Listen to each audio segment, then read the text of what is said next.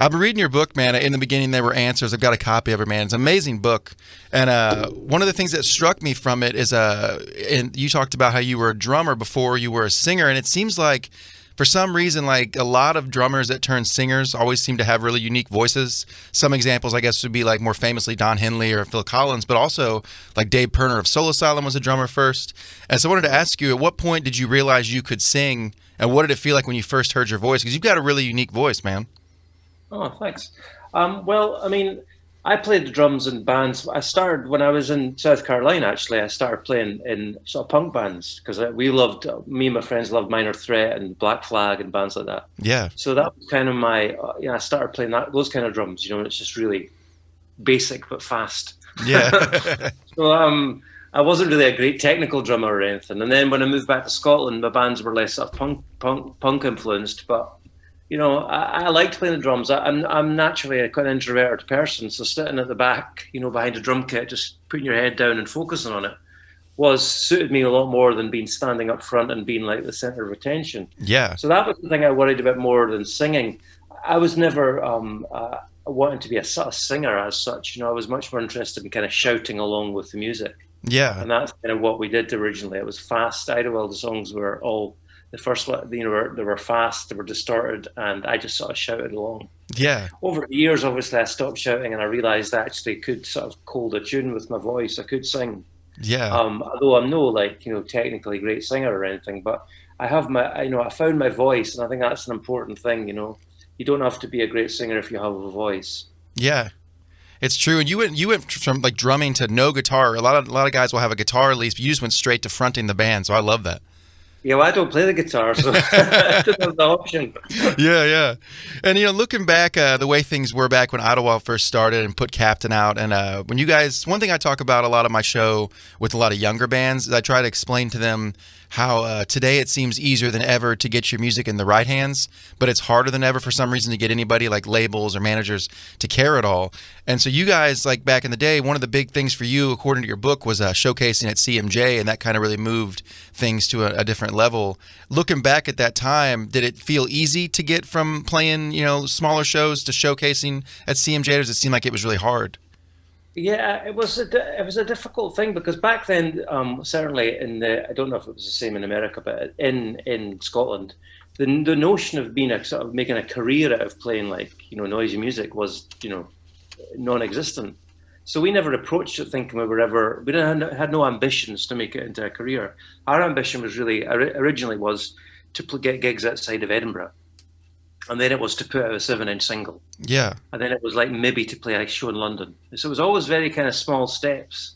And, because we made those steps and we made those, we took those small steps, it allowed us to kind of, I'm trying to think of the right word, it allowed us to be kind of like grateful for when we got anywhere. Because we weren't expecting anything from it. Like I think a lot of people now would maybe, I want to be famous or I want to do that, but we never had any of this kind of notions. So when I actually arrived, it didn't feel like, obviously it had to be hard work because we'd spent a long time getting to that point, but it also felt, we felt somewhat vindicated by it. Yeah. Like we'd sort of, we'd got to this point, and without really, not like we were trying to get to that point, but like I say, we weren't really ambitious, I suppose is what I'm trying to say. Our motto was always sort of aim low. Yeah. And then you can never be disappointed. That's a good point. It's very Scottish. Yeah. No, it's awesome. And I loved in the book how you talk about how you guys played with, I think the band was called Verbena, and Dave Grohl was on the bass guitar, and that was like a surprise to you guys. That's amazing. He produced their album. Oh, okay. So we knew that. They were on Capitol, and we were just signed to Capitol. So we knew that he'd produced the album, but it was really weird to watch them. I don't know if you've been to Brownies in Avenue. Oh, yeah. It's like a tiny 200 capacity club. Yeah. Really small. And he was just loading in the drums and stuff. I was thinking, wait a minute. Dave Grohl. What's he doing here? And Les, the drummer in Verbena, became a really good friend of ours and ended up playing drums with Idlewild. Oh, that's awesome. When our drummer was taking paternity leave when his son was born. Yeah. So that was an interesting night because we made friends with Verbena. And we kind of got to know Dave Grohl that night too because he was just sort of hanging out in the dressing room. Yeah. seemed like a lovely man. Yeah, he seems to be. I've met him too, and he seems to be that kind of guy where it's like for the level of rock star he is, he's like the nicest dude. It's kind of weird. Like I expected him Yeah, to be well, mean or something. I guess that would just be after the Foo Fighters were the Foo Fighters started in '96 or something. So Yeah. that would have been '98. So he was like obviously massively famous, but not to the level he is now, and he's like a Yeah. pure superstar. That's a good point. So the 100 Broken Windows is kind of the record that kind of broke you guys, at least over here in the States. I remember I was in college when it came out, and college radio really jumped on Rosability and Little Discouraged. I'm from St. Louis, and it was massive there. I had this memory, and I've always wanted to ask you. I think I may have dreamed this tour up. Maybe it didn't happen. But I have a memory that Idlewild toured with Creeper Lagoon for like an MTV Campus Invasion tour. Did that tour ever happen? Because I can't find any record of it. So I must have imagined it.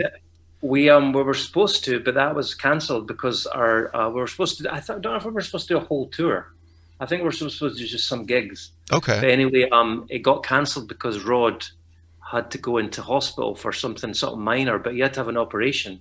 And we were thinking it was going to be fine, but they were told that he wasn't allowed to fly for like 4 weeks after it. Oh wow. So we had to cancel that tour. So that tour didn't actually happen, but it was supposed to. Okay.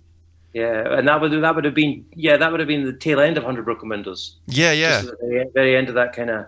It was very, very disappointing for us because we really felt that we had quite a supportive label, and they would pay for us to go over there, and promote this record because I think they really felt that Idlewild could do something in America. And that tour, which was like another sort of 4-week tour, not doing that tour really put us way back, back to the start almost when we had a new record. So.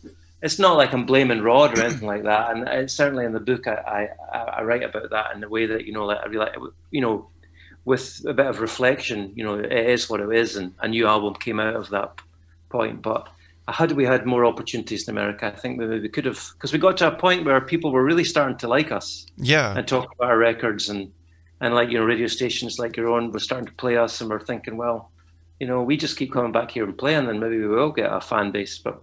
Alas, it wasn't really to be. Yeah, no. I'm glad at least it existed because I've always thought that tour was. I remember seeing like maybe I was watching MTV or something at the time, and I remember hearing about it. So I'm glad it at least was a real thing and not something I dreamed up. Yeah. But how was it touring the States versus touring like other countries? Because when you guys came over here, obviously it was that record took a little longer because I think it had been out for about a year already when it started breaking here. Yeah. How was that? Did it feel kind of weird, like starting over in like a whole new world? It was cool because we never really had much luck in Europe outside of the UK, obviously, because we were signed to a major label, EMI. So in European countries like France and Spain and Germany, they would just put you out on EMI France, EMI Spain. So you'd be on a roster with all these kind of like pop acts, So they didn't really. None of the labels really knew what to do with Idlewild. We would have been much more suited to be on an independent label, understood our music. Yeah. So when we got to America, I really felt like this was a place that we could be. People would like us. Yeah. We were kind of an American sounding band, but we had a sort of Scottish sensibility. But the things we sang about and like our whole kind of aesthetic was a little bit different. But we were quite palatable to the American indie rock fan. Yeah. So and there wasn't, and we had a supportive label that seemed to understand what we were doing. Capitol at the time had a few cool bands like Modest Mouse and stuff on there. So we're working with like people that understood how to I guess market Idlewild. Yeah. Yeah. We were, and I love America in terms of I love the culture. So many nice people. I was delighted to be. We got to spend a lot of time there for a period of like three or 4 years. Yeah. It was great. And I noticed in the book you talked a lot about touring with Pearl Jam. And one of the things I thought was really cool, I've never met Eddie Vedder, but I've always heard good things. And you talked in the book about how sometimes he would go out and start playing acoustic in the arena to get people to come sit down. Then you guys would come out and play to make sure people actually saw your set. That's really amazing. What a cool guy.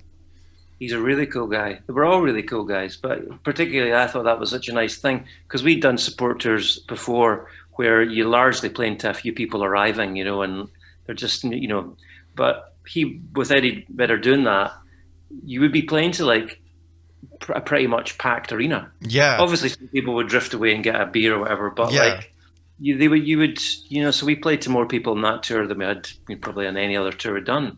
Yeah. But yeah, they were great. I mean, they wanted to be they're huge sort of rock stars, but they wanted to be able to go out for a drink after gigs and stuff. So they would like rent out like neighborhood bars not in a showy way. They just rent out a bar so we could all Yeah, go and have a drink together at a normal bar environment. that's You know, awesome. but yeah, we were great. I mean, like what a bunch of nice people. Yeah. And I did see, like I said earlier in the interview, I did see you in St. Louis on the Warnings and Promises tour. I think it was 2005 at Yeah. Blueberry Hill. And you guys were amazing, but I read a lot in the book about that era of the band, and you talked a lot about how things were kind of changing, and Napster and streaming, and how the tour in some cities wasn't as lucrative as in others. But one of the things you talked about, to quote you, you said you couldn't really keep up with the music industry anymore in the sense of how it was changing so much. How did it feel on that tour? Because that was definitely 2005 is such an interesting time in music where things really were changing and major labels were kind of trying to figure it out. How did that tour feel for you guys? It was sort of bittersweet because we knew that after our record label EMI weren't going to you know we had signed for 4 albums and that was the fourth album, and we knew they were basically that was it for the Yeah. EMI. We weren't worried about the future of the band because we'd toured enough and we knew we had enough fans that we could continue on. And in many ways, it was sort of liberating, thinking, right, we had to do something new. You know, we had no other option other than to do something new. But that new American tour came at the very end of that whole period. So there was a kind of melancholy feel to it because the label weren't really supporting the tour. They weren't really advertising it properly. And, you know, so it was fine in bigger cities like New York or Seattle or Los Angeles. But when you got to your like Houston or, you know, Kansas City or places like that, you were playing to hardly anyone. Yeah. So there was a bit kind of, when you're starting feeling a bit melancholy about a situation anyway, and there's a lot of uncertainty about it, you know, turning up after you've been driving for 12 hours and there's 6 people that have bought a ticket, you know, you start to really sort of question what your sort of, you know, you start to question everything, every aspect of what you're doing. So that, you know, although we had some great times, like I say, and it's always a pleasure to travel around America and get the opportunity to do that. When I look back on that tour, when I look back on it to write the book, it was kind of sort of bittersweet. Yeah, absolutely, man. I wanted to ask you too, Roddy. I've obviously followed all your guys' records through the years. You know, even Post Electric Blues to Everything Ever Written and the Live in 2015, and even the latest one, Interview Music. Amazing record, by the way. Your guys' sound has evolved and changed in a lot of ways, but it's still the same. It still sounds like Idlewild. But is there a certain era of the band, from like Captain all the way to Interview Music? Is there a certain era of the band that you think that era, like if someone had to discover Idlewild? What era would you want people to be like, that is Idlewild to me? Well, I mean, to me at the moment, it's probably Interview Music. That's because it's the last thing that we've done. So, Yeah. and that's where I am in my life and where, you know, Rod and Colin and everyone are in their life. So that is kind of, if you went to see Idlewild, not like anyone could play gigs at the moment, but if you went to see us play, that's kind of what we sound like. And that's the sort of the vibe of the stuff we'd make, you know, if we were writing new songs, I guess. But I know that the records that really mean the most to Idlewild fans are largely 100 Broken Windows and The Remote Part. Yeah. And they're the ones that kind of made that connection with that, you know, that broad fan base of people, that amount of people. So I would point people towards those. If someone said, what does your band sound like? I would say, well, why do you not listen to those 2 records? And that's kind of what we sound like. Yeah. Obviously, we've changed over the years, like you say. And a lot of that's to do with age, but it's also to do with, we've had a lot of different lineups. Yeah. And every musician that's come into the band has brought something different, which is a really nice thing about the band. It's been able to evolve naturally over 25 years, with other people coming into the band. Yeah. So I'm, you know, although it's not ideal, you do want that kind of classic lineup to stay the same. Like you want REM to always be the 4 of them, or the Smiths or whatever, to be the 4 of them that you imagine.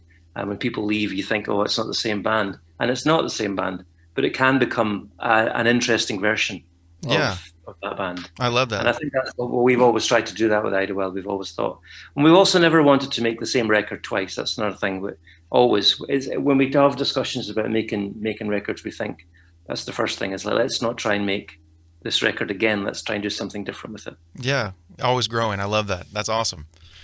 Well, one thing I always do with bands when they come on the show is I always play a 5 random question game. If you're down to play, would you play the game with me? Sure, yeah. Right on. 5 random questions with Roddy Woomble on Nashville's Rock Station 102.9 The Buzz. So here in Nashville, there's a club called the Exit Inn. It's a very famous club, like Billy Joel's played there, and they're keep trying to shut it down. It feels like every year they're trying to tear it down, and they always come together and save it somehow. But question number 1: is there a rock club you would bring back from the grave that is no longer around if you could, and what club would it be? Well, I would bring back the Venue, which was the club in Edinburgh. There used to be, it was a kind of dingy, sort of dark club at the back end of a train station, on a kind of a dodgy street. But all the best ones always are, aren't they? Like Yeah, those kind of it's rock. true. And that's where I saw all, I used to, as a teenager, I'd drive through from where I lived. And I saw all the American rock bands that I loved, underground rock bands who come and play at the Venue. It closed down, and now it's like I think it's an architect's office. Oh wow. The area all became quite like gentrified and stuff like that. But Yeah. I would bring that place back to life, but it would have to be as it was in the 90s. It couldn't be like, fancy. Yeah. I love that. It's always true that every time I try to move a club too, they always make the mistake of making it too nice. I've always noticed, like they'll move a club every It's time. not supposed to be nice. It's supposed to be kind of like your feet are supposed to stick to the floor, and like you're supposed to feel vaguely threatened always. Yeah, exactly. Question number 2 with Roddy Woomble on the local buzz. So a buddy of mine grew up very sheltered in music. Like he doesn't know anything about bands, clearly. A couple nights ago, we were hanging out with some friends, and someone brought up the Foo Fighters, and he kept referring to Dave Grohl as Dave Growl. Should I have corrected him or just let him continue to embarrass himself? I think you should have let him continue to embarrass himself. Absolutely. And that's what I did. That's absolutely what I did. Question number 3. A few weeks ago, I played drums as well. And a couple months ago, I was playing drums in the studio. And I guess it's never happened before, but I was going pretty hard. I chipped a tooth while drumming. No idea how. But I wanted to ask you, was I rocking too hard or was I rocking just enough? You were rocking too hard. You're injuring yourself. Yeah, my dentist agrees. He definitely agrees. You hit it with your stick. Yeah. I guess I just bit down and chipped it. Did you? Yeah, I guess so. That before. When I was drumming before, I've hit myself in the face with the stick before. Oh, yeah. I didn't even think about that. That's definitely kind of dangerous, too. I've like bruised my cheeks and stuff before doing that. I love it. Question number 4 with Roddy Woomble on the local buzz. There's a guy that always sends me bootlegs of all kinds of crazy concerts. He goes by the name Bootleg Dead, and he sends me these crazy bootlegs. He sent me one of the Eagles recently rehearsing in like 1976. Amazing stuff. But I wanted to ask you, if there was an era of the band of Idlewild that somebody started passing bootlegs around, what era would you prefer it to be? Well, I'd probably be, out of curiosity, I would prefer like really early stuff. Yeah. Like I've heard a few tapes, because it was all tapes then, wasn't it? It was like, people used to take their ghetto blasters and tape it, Yeah.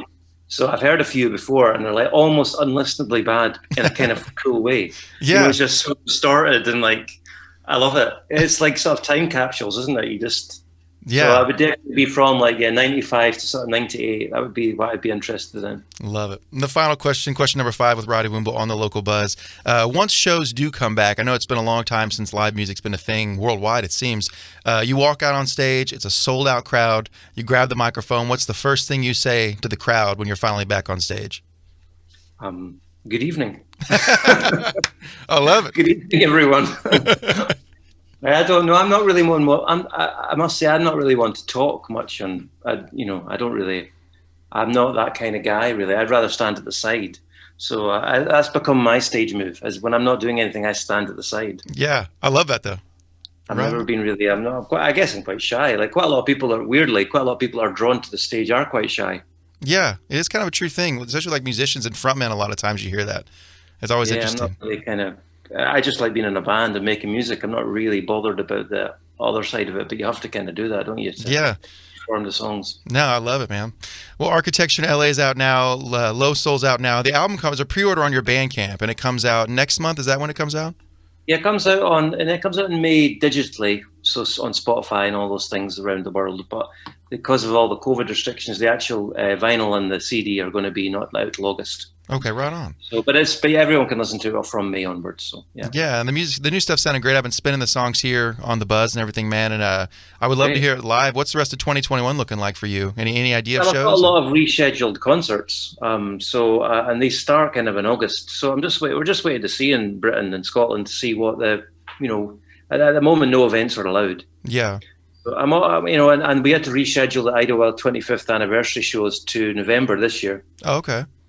So hopefully they'll happen, but just never know. I mean, like it's a bit of an unknown, isn't it? Yeah, it really is. It's a strange time to be in a rock and roll band, like the strangest time in history. It's interesting if you can still create, like you can still come up with songs, and people still want to hear new things. So that's positive. But the idea of taking those creations and like, you know, making the human connection by playing live. That's just gone, and I think I think people are going to suffer from it eventually. At Yeah. the moment, we're just thinking like it's okay because it's coming back soon. But what Yeah. happens if it doesn't come back for another year? I think that'll be quite sad. Oh, absolutely, man. Absolutely. And it's just so, even like being in the radio industry, it's been strange, because we rely so much on live concerts and sponsors and things like that. So it's been a Yeah. very strange year. We've been giving away like gift cards to restaurants for 12 months now. It's like it's losing its luster. But yeah, man, dude, honestly, it was an honor to have you on the show. Go check out the book now. In the beginning, there were answers. Amazing book. Check out the new singles, Architecture in LA, Low Soul, Roddy Woomble. It was an honor to have you on, man, for real. Next time you're in Nashville, we'd love to see you, man. Yeah, well, I hopefully go. I've got to say, I've got a friend that lives there, so maybe